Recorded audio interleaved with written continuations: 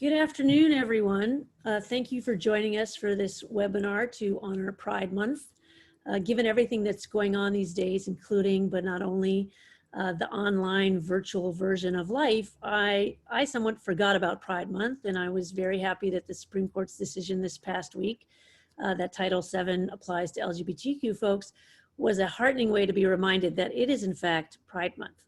So thank you for joining us. It is personally, as well as professionally, very meaningful for me to moderate a session in which we consider LGBTQ activism in Israel generally, as well as in the context of the work that we do at J Street to achieve security, justice, and equality for all Israelis and Palestinians. By any measure, there is much to celebrate in the area of LGBTQ achievements in Israel.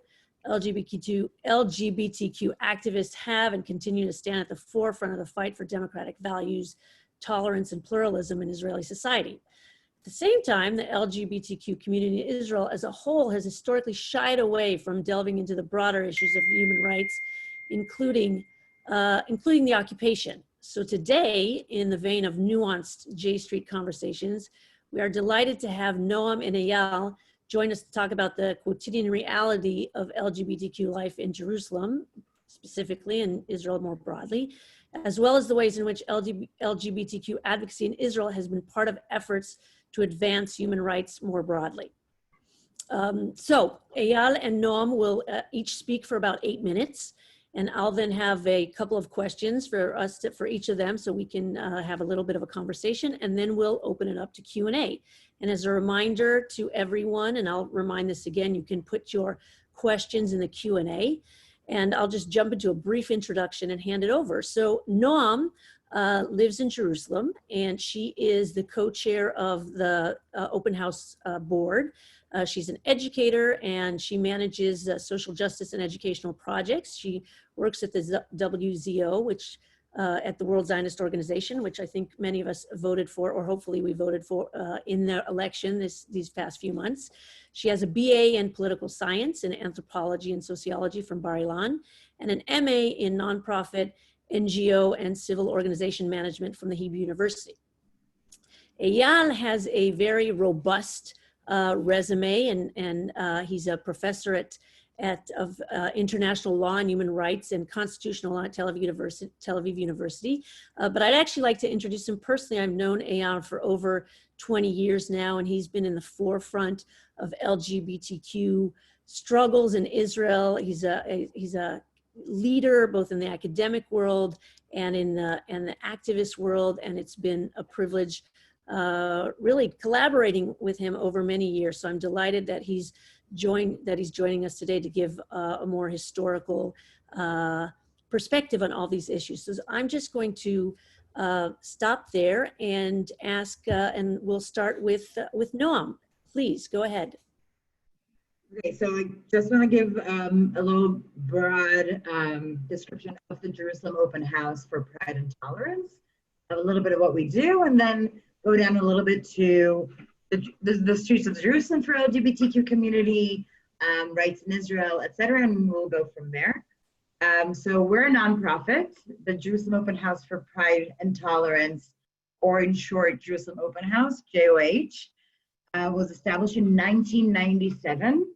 We're a small nonprofit, and we try to work in 3 main levels. So we have the community level, where we try to be a community center for LGBTQ and allies, where we basically work with the entire municipality of Jerusalem, Western and Eastern Jerusalem as well. We're a meeting place, we're a place for groups of different ages, of different backgrounds, of different identities to get together and get to know each other. Our work is between, I think we work with the ages 14 till like 84, or we try to. A second level that we work on is the personal level, and we also have a mental health clinic and a health clinic to get tested for HIV and STIs free. We're the only one in Jerusalem that's outside of your doctor's appointments. And we try to really create a safe environment for individuals to come to. when sometimes on the streets of Jerusalem, it's hard to find it. And we try to be that safe space. We also do social change and services.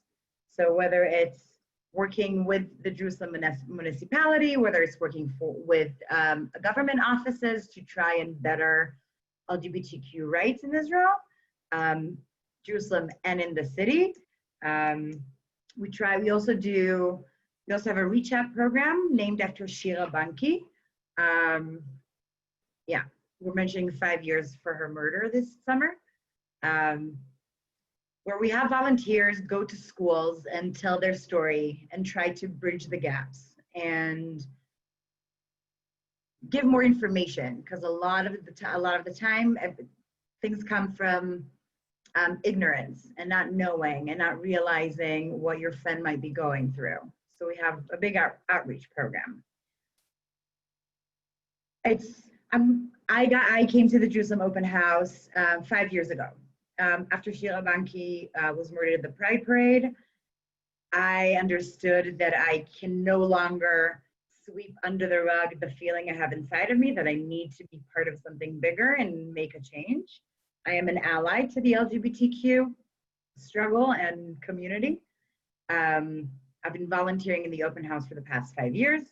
And a year and a half ago, I joined the board. I was elected to be part of the board.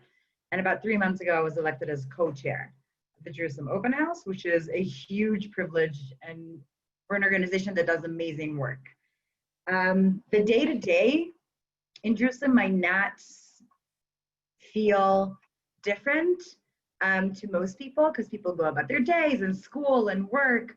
However, it does come up. If people hang a pride flag outside their houses, in many cases it will be teared down. In the past few weeks, we've had several of hate crimes against the LGBTQ community, whether it's people coming to someone's door and taking off their stickers or their flags, if it's actual notes being put in a young woman's car saying, "We know you're lesbian, we know where you live." We meet those with, first of all, support, and we go to the police if needed with each and every single person, and we go out to the media if they want to. But as a community in Jerusalem, we meet those cases with standing together, which brings me to the broader sense of LGBTQ rights in Israel. Yes, there has been a lot of progress. However, if we're talking budgeting, there are about 10 million shekels a year budgeted for 16 LGBTQ organizations. That's not actual budgeting that we can work with and make change and help people and make sure that we don't lose youth and young adults and get people out of the streets and find their houses and actually make a change. So we're everywhere. If we talk about adoption, on paper, LGBTQ couples can adopt, same-sex couples can adopt. We're talking basically two men, a gay couple. However, if in Israel the average of adoption is 3 to 4 years, for a gay couple that could double. You can get on a shorter list. However, that will also entail adoption of kids with special needs, and that's not something that families can always handle. That needs to be a choice for the couple and not the only choice for the couple. As for surrogacy, the LGBTQ community is being strongly ignored.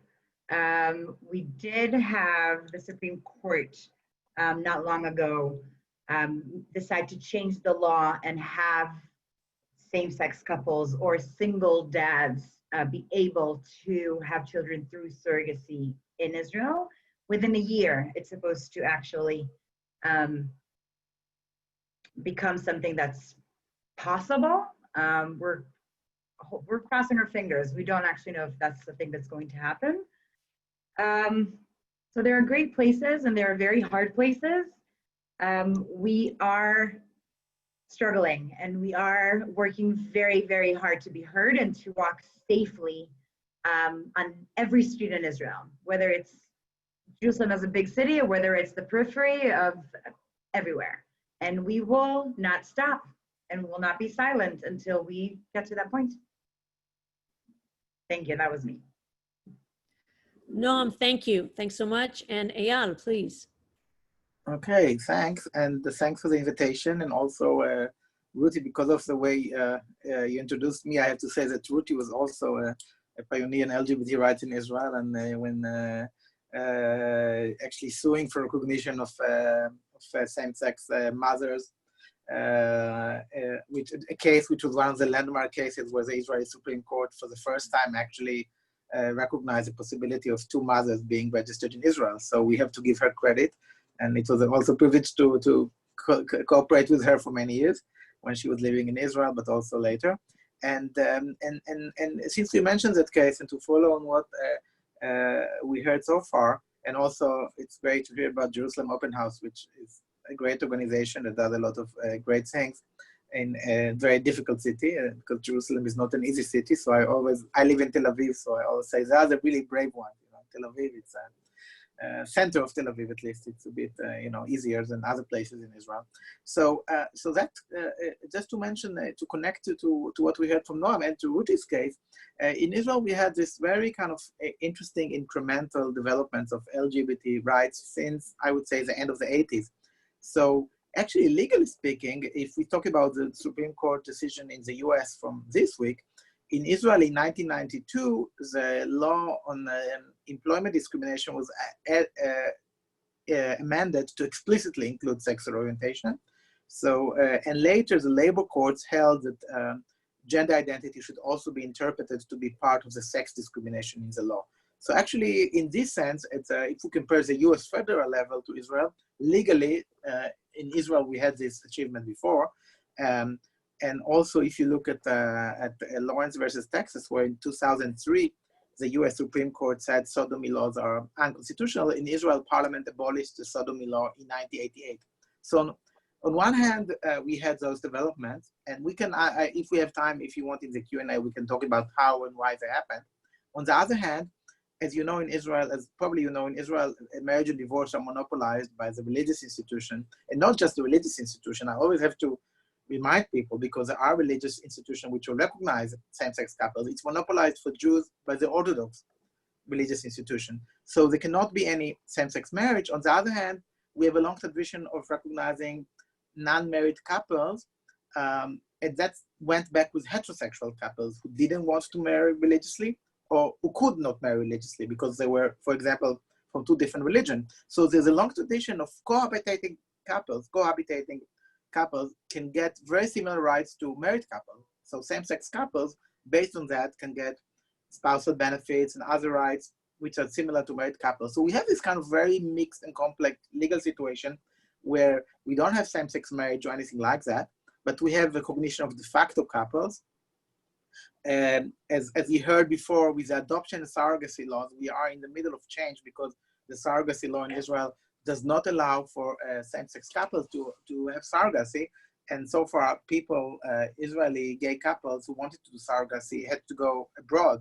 Actually, I did that in the US myself, if you wanted to enter surrogacy and have children, so that. But the Supreme Court, as you just heard, just in February this year, held it's discriminatory, and that within a year, the parliament has to change the law. And we hope indeed it will be changed. If not, it will have to go back to the court.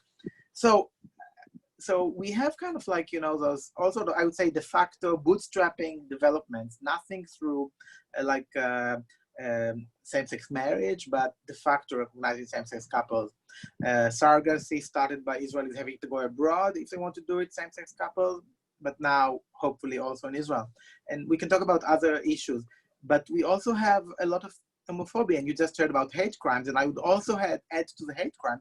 So just in the last 2 weeks, we had 2 cases of suicide of gay people in Tel Aviv, and I'm sure there are more that we don't know about because they're in the closet, but those specifically 2 people were very involved in the community. And obviously, I think those suicides are results of homophobia, broadly speaking. Now, how does it stand connected to the bigger picture? I'm sure many of you heard the term pinkwashing, and I'm mentioning this term because if you follow our Prime Minister Netanyahu, every time he gives a speech in the UN, he says, "Oh, in Israel we have gay pride parades. In Iran they hang gays." And or for example, after there was a flotilla incident of, if you remember back a few years back when boats wanted to break the siege on Gaza, and this is freedom flotilla. So after that, Netanyahu says, why do those human rights groups come to us? They should go to a place where they persecute gay people, like in Iran, like Gaza. So you see how our government appropriates or uses the fact that we do have some advances in LGBT rights, although we don't have full equality for sure. It uses it to kind of picture this image of Israel as this liberal democracy, and human rights groups should love us, and they should be critical of Iran and Gaza or wherever because they don't support gay rights. Now, I'm for criticizing every country that does not respect LGBT rights, but I don't think LGBT rights should be the single measure of whether you are a democracy or not. I think Israel is doing better on LGBT rights in some countries, less good than other countries. But I think on other human rights issues, the J Street deals a lot with, like Palestinian rights, but also asylum seeker rights and other issues. Israel is doing pretty badly, especially with rights of Palestinians in the occupied territories. And the mere fact of occupation actually undermines democracy, because we have for now over 50 years, millions of Palestinians living in the occupied Palestinian territory under Israeli military control. So there is almost this huge gap between how Israel uses the gay rights to kind of say, oh, we are this great liberal democracy, you should like us, Netanyahu, but also our foreign ministry, and between the fact that undermine democracy and human rights. LGBT community did, in 2001, it was the first gay pride parade after the beginning of the second Intifada. And there was a big group marching in black under the title, "There is no pride in occupation." I was part of that. And out of that grew out an activist group called Black Laundry. And this was a group of LGBTQ people against the occupation. And they wanted to say, we can't just stand that we will just celebrate human rights. Well, just 50 minutes drive away from here, there's such an oppression of human rights. So, and that's debated as been ongoing in the LGBT community ever since. You will see the voices that actually say, we want to look at the LGBT rights struggle as in a broader context of human rights and democracy.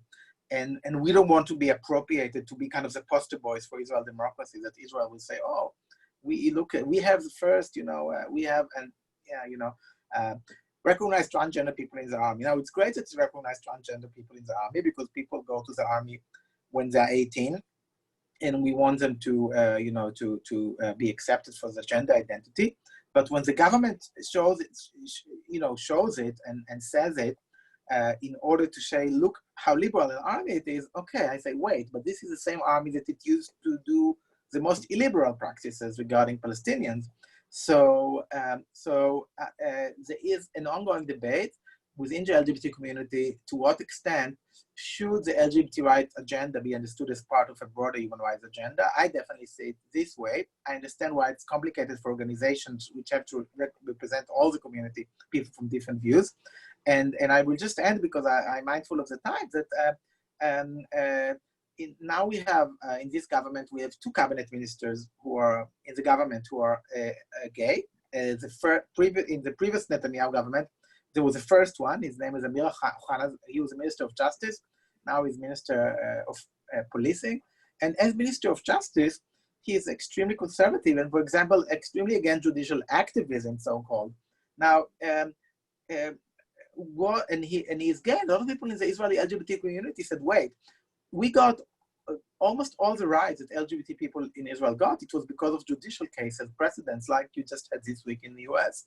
And so how can it be that we are supposed to be proud of the first gay minister in Israel, but someone whose views on Palestinian rights, on asylum seekers' rights, on labor rights, and on the status of the Supreme Court are first of all, generally against human rights? And secondly, secondly, all of his view, which is this kind of conservative anti-judicial activism, is actually hurting LGBT rights, because, you know, if you take the position courts should not enforce rights actively, and I mean, we can talk all this activism debate is I think problematic, but you know, I guess most of our audience understands the terms of the debate. You know, so if the Minister of Justice, now former Minister of Justice, who is gay, that's the position he takes, then some people say, okay, maybe, you know, we shouldn't really be proud of him being the first gay minister. He doesn't really represent the gay community. Some because specifically his views on judicial activism and on rights which affect gay rights, but some more broadly because they said because his views on human rights generally are not really ones that the human rights community supports. So that illustrates to you that this really ongoing debate in Israel now, traditionally, when LGBT rights started being recognized and supported, it was parties from the left, like Meretz and some parts of labor. But now you have gay groups in the Likud. And this minister, for example, used to be the head of this group.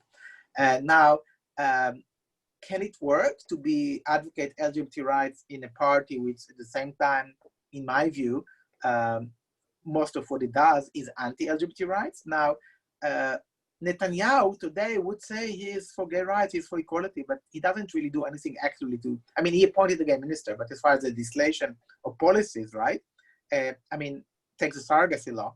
He was prime minister, and the surrogacy law was at that time up to debate, and it was amended to also allow single women in, because before it was only couples, heterosexual couples. And although he promised he will work to also include gay people within it, he didn't. So it's cheap talk on his behalf to say he's for gay rights, and then to go to the UN and say, yeah, I'm for it. But what are his policies in reality? And I feel that we see this appropriation. So, okay, so I think mindful of the time, I hope that I kind of made a few points clear to steer the debate, and happy to answer questions. Yeah, thank you. And I definitely want to dive into, as we, in the course of the next hour, dive a little bit more into that intersection or discontinuity between human rights generally and LGBTQ rights. So first, I want to ask a question, Noam. You mentioned that about, on the one hand, there have been advances, and we know that, right? We know that there's a case law for recognizing marriages done abroad, just right, and including gay marriage. There's recognition of adoption. There are inheritance rights and such. At the same time, there's this undercurrent of homophobia, and if it's not downright, you know, outright, we hate gay. There's we hate gays, let's say, sort of God, gays and guns in the American in the U.S. parlance. There's this undercurrent of, you know, at the end of the day, we have horns kind of thing, like an inability to sort of see the similarities in human beings are human beings. They happen to have different sexual orientations. And I found this, I experienced this very personally, and experienced this with my kids. We lived for a year in Tel Aviv, and on the one hand, it's this very gay-friendly city if you're over 18. On the other hand, for kids in school, the most often used put down is an anti-gay, is a pejorative use of gay, in the sort of the Hebrew equivalent of "that's so gay," which I haven't heard here in years. But in Israel, it's still very much prevalent. And I'm curious, in terms of the education that you do, how you deal with that. On the one hand, people saying, what do you want? Their rights. On the other hand, this undercurrent of anti-gay, I don't want to call it outright homophobia, right? But essentially pejorative. Systematic homophobia. I'm sorry, say again? Systematic homophobia. Yes, Just yes. So I'm always curious there. Yeah, go ahead. So, as you're absolutely right. So the most common put down, whether it's in the soccer fields, stadiums, playgrounds, schools, is homo, we say in Hebrew. And that's a huge issue, because if that's the most common thing, like those kids grow up knowing that word is okay to say and it's not a big deal, and that just pushes their friends further and further into the closet. Our outreach program, our educational outreach program that we actually just started cooperating with Hoshem, who do it all around Israel, and we started working together in Jerusalem. And what we tried to do, and it's hard because you have the secular high schools and middle schools who are happy to have us. And the actual struggle is actually walking into the more religious schools and talking about sexual orientation and gender and preferences and anything that's on any kind of range that has to do with sexual identity is really difficult. So what we try to do is, first of all, just put apart sexual orientation and gender and kind of put it into a frame that kids can understand, but eye level, like we talk to them eye level. Our volunteers usually tell their own personal story of coming out, of how they,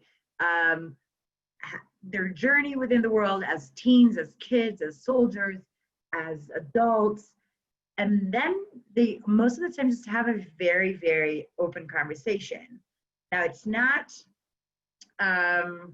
Choshen is the organization that does outreach in schools all throughout Israel. Where in Jerusalem, the Jerusalem Open House, up until today, did it by ourselves. And we decided to use all their knowledge and our knowledge of Jerusalem and kind of work together just to make the program better. And they have a lot of open conversations, and it doesn't end and start with a classroom. It starts with the teachers who don't always understand and know how to react when one of their students asks questions or consults with them. I'm not even talking about coming out of the closet. I'm talking about just like questions or saying I might be, and they don't necessarily always have an adult to talk to. And when they do, that adult doesn't always know how to react or how to put their own feelings and their own thoughts aside and focus on the kids. So we really try to work both with the classrooms and with the faculty to kind of make sure we hit every ground that we can and cover everything that we can. And sometimes our conversations are really meaningful, and sometimes they are extremely hard. We are, as an Israeli society, and especially in Jerusalem, which I love, a very traditional society and a very, I'm going to say religious, but even seculars and even secular people in Israel are more traditional. And that comes a lot of the time with stigmas and with just one way of thinking and one way of knowing Judaism and one way of knowing Zionism and one way of knowing everything. And there's just this like road that we walk on, and showing people there are other ways to do things is not easy. But yeah, they do a great work. Yeah, yes, thank you. I think you hit on two things that are really noteworthy. One is sort of that there's one way to do things. That's very Israeli in a sense, right? Pluralism is not an embedded concept that people have really assimilated and internalized. And also I want to get, after I have a question for Aeyal, but also get back to the specificities of doing this work in Jerusalem. So first, and also for everyone, please, if you have questions, you can put them in the Q&A button at the bottom of your Zoom screen, and we'll get to them in a few more minutes. So Aeyal, I was hoping you could talk a little bit more about how the LGBT community has addressed those issues of connecting the dots. You know, there's tremendous, very robust LGBTQ activism in Israel and advancing of rights, and it's often very much in the specific and narrow frame of LGBTQ rights. And there's people, like you say, like Kvisa Shchora, Black Laundry, and Women in Black even before that, and other organizations, and there's no Pride in Occupation. Over the years, a small minority of folks who have pushed to connect the dots, as it were. And I'm wondering if you could, I would love to hear a little bit more about your assessment of how that has worked in the LGBTQ community in terms of the push and support for connecting the dots and the resistance to connecting those dots. Does that make sense? Yeah, I mean, I think it's a constant dialogue because, as I said, I mean, there were those groups. I mean, Women in Black was not singularly a queer group, but there were many lesbians there, and there's research that actually shows that by Hannah Safran and others, especially Hannah Safran, and then Black Laundry, which was a queer group. Now, by the way, they don't really exist as such anymore, which is an interesting story by itself. But I think the discourse they created, and my colleague Aviv, whom you also know, wrote very nicely about how those groups like Black Laundry created the discourse that still exists, even if the group doesn't exist. And now I think that it's a constant dialogue because it's always in a way comes up. It's kind of always like this disconnect. Now I'll just give you an example that there was no, I mentioned the murder of Shira Banki in the gay pride in Jerusalem 5 years ago, and just in 2009, before that, there was this horrible murder in Tel Aviv in the gay youth club in the Bar Nor of 2 kids, and just after that, there was this after the murder in the Bar Nor, which was one of the worst anti-LGBTQ hate crimes in Israel's history. So this huge rally in Rabbit Square, which is the biggest square in Tel Aviv, and you can see exactly the tension because then there were, so I remember I was there in this rally, and there was a Minister of Education at this time, Mr. Sarah from Likud, and he says, in a free society we cannot accept homophobia, and I said, okay, it's all very good that he's there and supports LGBT rights, but what free society is talking about? We have millions of Palestinians living under occupation. We have policies to detain asylum seekers. Some of those policies were fortunately struck down by the Supreme Court later, and then you will see the opposition, and you'll see a lot of people in the LGBT community who say, "Oh my God, this doesn't represent us," because this discourse is exactly being appropriated to this. Yes, we will accept the LGBT rights. We will opt it to some extent. We will, we will like you. As long as you take on this normative phase, but also political normative phase, in the sense that and then you sometimes have to be this party pooper, say, okay, wait, but yeah, it's very nice that they support us, but if I feel I'm actually in a way collaborating with those politicians wanted to feel liberal about themselves and to send a liberal message, both domestically and internationally, about themselves through gay rights, and then you would have all the all the opposition that again goes to the history of Women in Black and Black Laundry. Now, again, as I said, I understand it's a really difficult situation for LGBT rights groups because obviously they include people and represent people from all sort of views, and some people don't share the views. Some people will help, say, okay, occupation doesn't violate human rights because we have to do it for self-defense or because it's our historical homeland or whatever, reasons that they will come up with.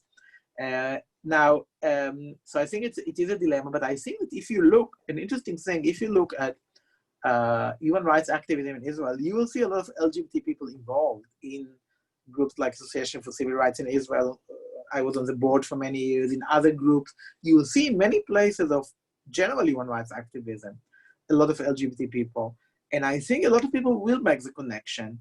But I think that the really interesting phenomena of I would say, maybe if we look historically in the last 20 years, if we go back and look 20 years ago versus now, it used to be, as I said before, LGBT rights was an issue advanced by left parties, by people like Yael Dayan from Labor, from Shulamit Aloni from Meretz, and later other people from Meretz, Naomi Chazan, Zahava Galon. By the way, a lot of women, which is also something we have to notice, right? And then it became, partly because it became an issue of the religious secular divide, it was appropriated by kind of centrist parties. And then it became an issue that if you wanted to show, yes, you have some respect for liberalism and human rights, it will show you are not so bad. Maybe you are against the Palestinians, but at least you're for gay rights. So now, when you look at the younger generation, I think there's a generational thing here, because today, first of all of Israel society became right wing. Second, although we still have homophobia and discrimination, it's very different than when I grew up, and today people who grew up and come out much earlier at a younger age, and there's in part of society much more acceptance, they don't go through this socialization of growing up as an oppressed minority, which may create some solidarity with other groups. So I think today people grow up, they see they have, some reasonable set of rights they can live with, even if there's not full equality. Yes, there is homophobia, but they see that, there's a minister from Likud who is gay. They see that Netanyahu said, I'm for gay rights. So they say, what's the problem, right? Why can't I be right wing? And you see, and then you have other people like myself who say, wait, I mean, for me, that's a problem, because again, if you want your rights to be respected because you think everyone's rights should be respected, even if they're a minority, etc., how can you support a political position that actually is against the rights of other people? And so I think the debate goes on, and if now I think that yes, it's you can say that the LGBT rights movement, the organization, mostly dealt with the LGBT rights groups, but you can see that in many of the struggles were together with groups so you would know this from your history, Association for Civil Rights in Israel, etc., groups which also promotes human rights generally. So it's just an ongoing dialogue that will continue to be with us. Thank you. That is actually a fascinating point you made in terms of folks growing up now with some degree of freedom and sense of we're okay as LGBTQ people. One could make the argument that Israeli society in general, shachachnu et hagola, right? We forgot what it is to not have a state, and we've taken this for granted, and we have lost empathy for others who don't have a state. So just an aside. So I want to ask one more question for Noam, and then we can open up. We have a question we're getting questions in the chat. So please add your questions in the chat, and we'll get to that after one more question. Noam, could you talk a little bit about the specificities of Jerusalem and the history of having the parade in Jerusalem and what it's like to do this work in Jerusalem, which is so different than doing it in Tel Aviv and essentially anywhere else? So I want to circle back to a little bit of what Aeyal spoke about, which is a conversation that happens, that's just constant within the Jerusalem Open House. So Jerusalem is a very complex city. Secular, religion, civil rights, Eastern Jerusalem, Western Jerusalem, really we have it all. And sometimes the burden is very heavy. Where in the Jerusalem Open House, I kind of see ourselves as a microcosmos of the city. So we have constant conversations about LGBTQ rights and political views and religious views. And I think one of our biggest struggles and tensions, and also the one thing that we put as a priority, is making sure that everybody feels safe and able to state their opinion. And it's not always an easy conversation. It's always a hard conversation. So the Pride Parade in Jerusalem has gone through a lot of changes. It is never an easy operation. So we don't have a Pride Parade this year, but the four cities, Jerusalem, Haifa, Tel Aviv, and Beersheba, we gathered together to kind of create a force of the four houses, the four big parades and the four houses in Israel. And we decided to do a protest June 28th, all together at the same time. First thing, and something like this happens, and you can see the differences. So the municipality has nothing to do with the Pride Parade, period. We do have some financial support from them due to a Supreme Court decision from 2010. It has not risen since, it has not changed since, and we're working very hard on it. But I can honestly say that it's never easy logistically. The police is not making it very easy on us. Logistically, it's not easy. Closing the streets is not easy. Putting up flags, I'm not talking about putting up flags throughout the city, but only like where we walk is always a conversation to have. It's also the month where LGBTQ hate crimes rises in the city.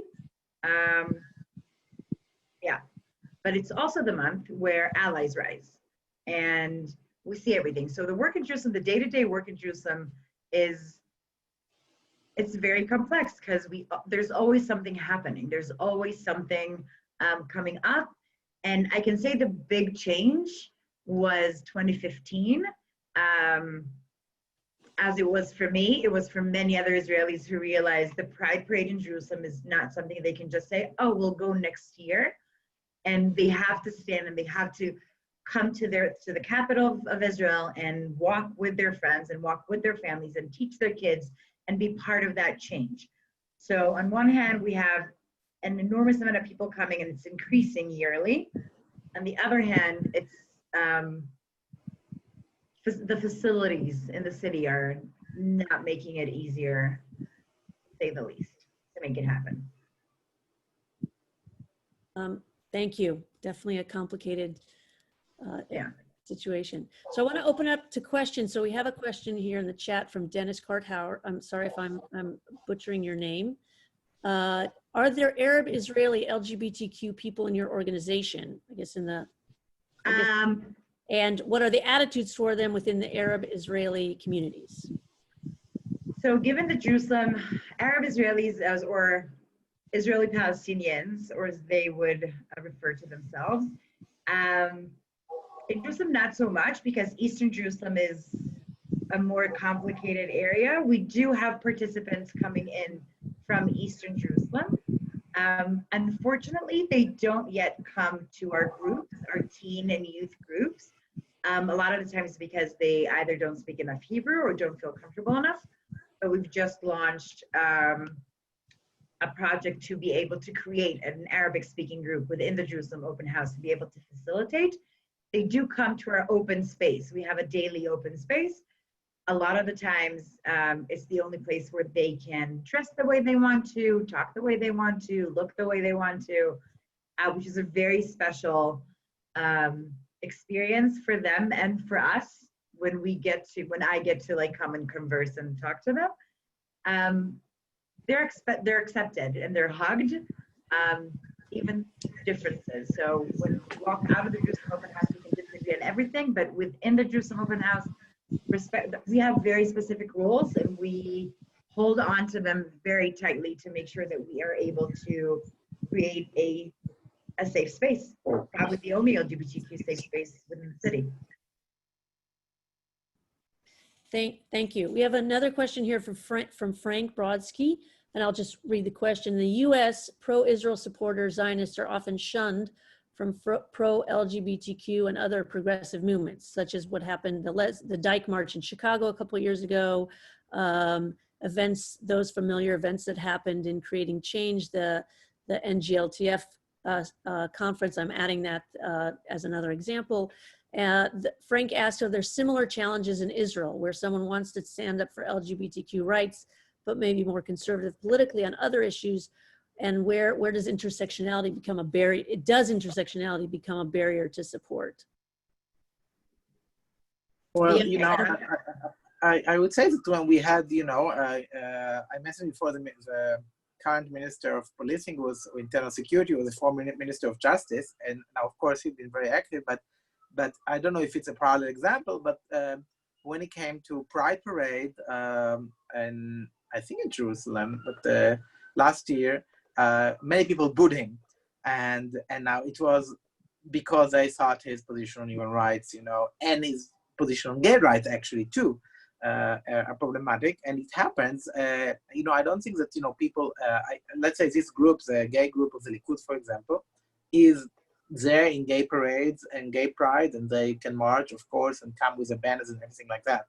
But I remember some cases of specific politicians who came to some events and were booed by some of the public because because of their position, either on general human rights, which a lot of the public didn't like, or specifically on LGBT rights. And we even had, after the case, one of the memorial case, after one of these horrible murders, there was some ministers from this Jewish House, religious, right-wing, anti-LGBT rights parties, some politicians from there who wanted to come and speak, and actually in the end he didn't speak there because the audience was very much against it. Said why should we invite him when his policies anti-gay rights? I don't know if it's exactly the same, but that's somewhat similar example to the questions I can bring. I think it's a bit of a different context. I think what goes on in the US is I'm not familiar with all the specifics of all of those cases, but I think it's kind of a different, in a way, it's a bit of a different struggle, which is more about American politics, or American Jewish politics, or American gay politics, or American politics about Israel, than about Israeli LGBT rights issues directly. I just want to add to the previous question something that we have to remember. There are queer Palestinian groups, especially El Chaos, which is a queer Palestinian group operating in both Israel and the occupied territories. So I'm sure many LGBT and queer Palestinians maybe more would go to their activities for a lot of reasons, political, language, cultural, etc. So that's just something to bear in mind when you think about, and we can talk about why those split happened, because actually El Chaos used to be started as a group within the Jerusalem Open House, but eventually decided it cannot be part of that group anymore, and it has to be an independent group, and that has its own politics, which has to do with what I mentioned before, that because for them it was important to make sure that they distance themselves from anything that looks like the pinkwashing, and that they actually put the queer struggle as part of the Palestinian anti-occupation struggles. For them, that was really important. And today, they would act very distinctly and separately from the Israeli LGBT groups, which are dominated by Jewish people. Noam, did you want to say more about this question? I think there are more and more people coming out of the political closet as center or right wing. And like your co-chair. My co-chair, for example. And I think so. I put aside my own personal views and my own personal opinions, and my hat as co-chair. Because when I try to create a space for everybody, I need to put that aside, and I need to be able to have a conversation. So whether I agree or disagree, and we need to have that conversation. And I think more and more people are willing to have a conversation. Therefore, more and more LGBTQ people are coming out of the political closet as right wing or center right wing. It's just kind of sounds like it's placating everybody, but it's actually like a very, very difficult situation to sit in a room with someone who holds, like, we talk about human rights and LGBTQ rights, but then we talk about Israeli-Palestinian rights or occupation or anything else, and it just becomes a different conversation. And sometimes it's Yeah, yes, I remember from my own experience of being in the open house and having these robust conversations about human rights, and then turns out there are people there who are themselves living in the territories, right? Living in settlements, and the kind of tension that brings up, and to some the dissonance, right? yes. Between the issues. So it's definitely loaded and has all the nuances and complexities. I wanted please, if there are any more questions, please put them in the chat. And in the meantime, Aeyal, I'm wondering if you can talk a little bit more about pinkwashing and why that has been so loaded a conversation, and the nuances of it, right? It's not just about Netanyahu using, the argument of using achievements in gay rights to cover up the occupation, but there are more elements to it. I would love to hear a little bit more from you on your analysis of that. Yeah, I think it became very kind of an explosive topic at some stage, and we can ask why. I think partly because of some version of it that people that were very easy to ridicule, because there was this version which I don't think is a really serious version of the argument, but this kind of conspiracy theory version. Israel developed LGBT rights, so it can say it has LGBT rights, and people will like it for that and distract from the occupation. Now, I don't think that's a serious argument. But then it was very easy to dismiss it and say, oh, it's some kind of anti-Semitic conspiracy theory, right? And I think the much more serious version is that LGBT rights in Israel developed for all sorts of reasons because people were active and, and won some cases, and people worked very hard, and they won them in almost all cases with the government coming to court and saying this case shouldn't be accepted. But then the government appropriated very quickly. So just to give you an example, you mentioned the fact that the Israel Supreme Court held that same-sex marriage conducted abroad has to be registered in Israel, even if we don't have same-sex marriage in Israel. Now, there's a case in the court. First of all, before the case in the court, it's a couple that married. It was in Canada because it was before the US had same-sex marriage. So they married in Canada. They come back to the government. They ask to register as marriage, and the government says, no, we cannot register you as marriage. We don't recognize this marriage. They go to the court. The government lawyers go to the court and say, no, Israel doesn't recognize this marriage. So the government loses in court. Literally, not almost the next day, you will have a brochure from the Israeli Foreign Ministry about gay rights in Israel, saying Israel recognizes gay marriage conducted internationally. And you say, okay, I mean, at least, I would be a bit ashamed that you had to have the court force you to do that. Now, yes, the court is also part of the state, but the executive and the legislature didn't do anything to advance it. And then, why are they using it? Why are they doing it? Why are they flaunting it, so to say? Because they want to as I said before, to kind of use this as use us as the poster boys and girls for Israel democracy. And then these are posters that I don't have it here, but you can find it online from one of those actually an agency that did branding for Israel in the US. And there's a picture of an Israeli soldier sitting in a tank, and he says, Israel is the only country in the Middle East where gay people can serve in the army, support democracy, support Israel. So using the idea that gay people can serve in the army in Israel, so you should support Israel because it's a democracy. But then I'm asking, wait, but what does this soldier look over exactly, right? He looks over a Palestinian village, which is from the tank, which is under occupation, and maybe bombed. So that actually, undermines democracy.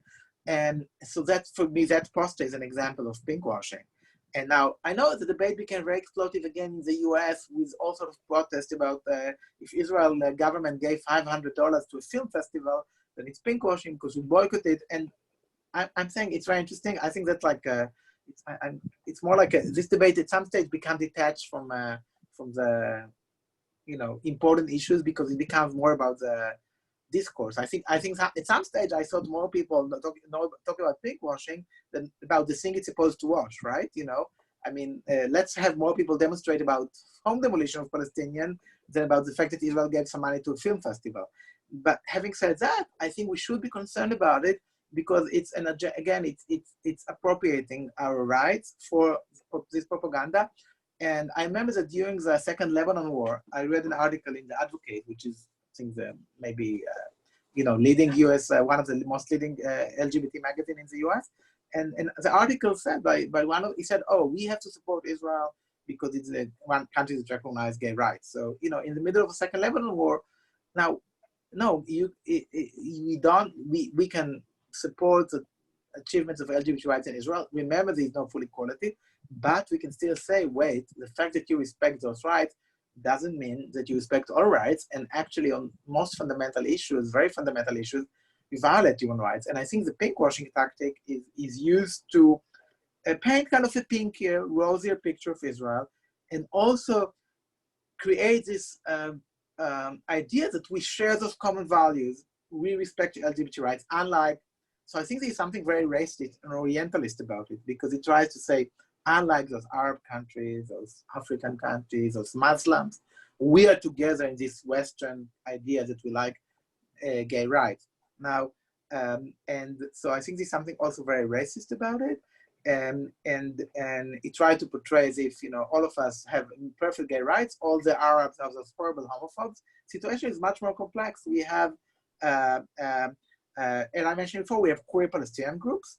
And then in Israel, where we have gay rights, some level of gay rights, we also have violent homophobia, and we have, as you both mentioned before, using homo as a curse word. So every society has homophobia and has some advances pro-LGBT rights. It's very hard, difficult to judge the Palestinian society on this because they are under occupation to start with. Now, of course, we criticize homophobia everywhere, but I think that here it's trying to create this really rosy picture of Israel, and through the gay rights to create a rosy picture of Israel as sharing those common values with liberal Americans, Europeans, and therefore you should support it. Maybe you can criticize here and there, and then move the debate from the question of say, okay, and then maybe have people say, okay, maybe we are critical of some things they do to the Palestinians, but we share those common democratic values. In my own view, as I said before, occupation of over 50 years undermines the most basic democratic values, and no recognition of gay rights can change it. And especially I find it problematic that governments, again, like Netanyahu, that don't work actively to advance LGBT rights, just appropriate our struggles for this kind of propaganda. Aeyal, thank you so much for that. It exactly put that in the nuanced conversation that J Street has on all these issues. So I really appreciate it. We only have a couple of minutes left. So Noam, I just want to give you the last couple of minutes to say some closing comments and how we can all be part of this work together. So just want to let you have the final word there. Okay, thank you. So I think that besides LGBT, I think it's important to remember that LGBTQ rights, human rights, also racism and misogyny, all come from my experience, from the same point. It's the assumption on someone else's life without understanding, without learning, without asking. And we really try to be able to create a country and a society that deals with everything. So I'm not going to say that misogyny does not exist within the LGBTQ community. It certainly does. The patriarchy also needs to be dispersed within the LGBTQ community in Israel and outside of Israel. I agree with a lot of what Aeyal just said. I think personally, I think you can disagree with things that Israel do and criticize it and still consider yourself a Zionist and work towards creating a better future here. It sounds very picture-y and it's very difficult to do. However, it is something that we need to do. We need to do in order to create a better country and a better society. We need to criticize ourselves as Israelis and as Zionists, and we need to be able to grow from that point on. And that's it. I want to say thank you. And come to us when you're in Israel. Well, thank you so much. Thank you, Aeyal, and thank you, Noam. And this is it really fits into what we're trying to do at J Street in terms of making sure that Israel remains the democratic homeland of the Jewish people, and that realizes the promises of the Declaration of Independence of equality and justice and democracy. So thank you so much, both of you, for joining us today and for all the work that you do to realize that dream. And thank you everyone everyone else on the call, on the webinar, from joining us, and be safe and happy Pride. Thank you. Thank you.